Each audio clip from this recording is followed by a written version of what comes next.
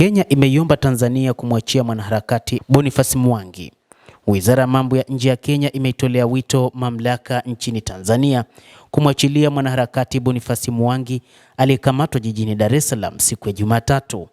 Mwangi alikamatwa na watu wanaoshukiwa kuwa maafisa wa jeshi baada ya kusafiri kutazama kesi ya uhaini ya kiongozi wa chama cha upinzani nchini Tanzania Tundu Lissu siku ya Jumatatu. Bado haijulikani alipo. Taarifa ya wizara hiyo kwa Wizara ya Mambo ya Nje ya nchi ya Kenya imesema licha ya maombi kadhaa, maafisa wa serikali ya Kenya wamenyimwa ufikiaji wa kibalozi wa habari kumhusu Bwana Mwangi.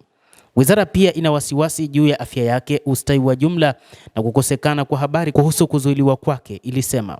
Kenya imetoa wito kwa serikali ya Tanzania kuchukua hatua za haraka na bila kuchelewa ili kuwezesha ufikiwaji wa kibalozi au kuachiliwa kwa Mwangi kwa mujibu wa sheria na kanuni za kimataifa za kidiplomasia.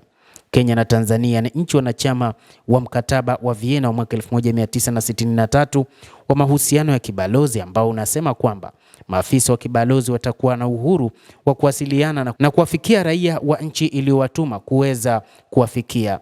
Aidha, maafisa wa kibalozi wana haki ya kumtembelea raia wa taifa alikotoka wakati anapokuwa gerezani au kizuizini, kuzungumza na kuwasiliana naye na kupanga uwakilishi wake wa kisheria. Mke wa mwanaharakati huyo wa Kenya, mwandishi wa habari Njeri Mwangi, Jumatano alisema alitembelea ubalozi wa Tanzania jijini Nairobi ambapo maafisa walimwambia hawakuwa na habari kumhusu mumewe.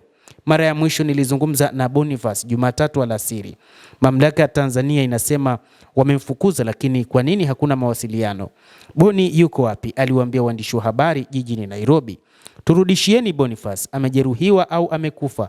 Imekuwa chungu sana kwa familia yangu na sio haki au sawa kile wanachomfanyia, anasema mke wa bwana Boni Mwangi. Hata hivyo, Chama cha Mapinduzi kimewajibu wa Kenya juu ya kile kilichotokea, huku akisema Martha Karua ndiye ambaye aliwapunza wanaharakati wengine. Chama tawala nchini Tanzania CCM kimesema suala la mwanasiasa wa Kenya Martha Karua kuingilia maamuzi ya mahakama ya nchi hiyo ndio iliyosababisha kuzuiliwa kwa wanaharakati wengine waliotaka kuja kushuhudia kesi ya mwanasiasa huyo wa upinzani Tundu Lissu.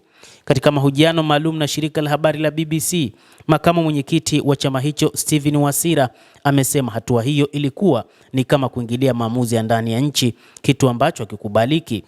Ameanza kuieleza BBC malalamiko ya kwamba vyombo vya dola nchini humo vinatumika kukandamiza upinzani, jambo ambalo amesema si sahihi.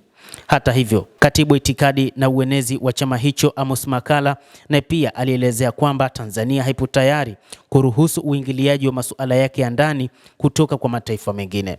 Hata hivyo, nchini Kenya kumekuwa na maandamano ya hapa na pale juu ya kutetea kuhusu kukamatwa kwa wanaharakati hao nchini Tanzania na wengine kurejeshwa nchini, huku ikidai wale ambao wamesalia kurejeshwa haraka. Basi mtazamaji, endelea kutufuatilia na usisahau kulike, usisahau kucomment, kadhalika na kusubscribe channel hii kupata habari hizi kwa mapana hapa The World News. Naitwa Adam Hussein.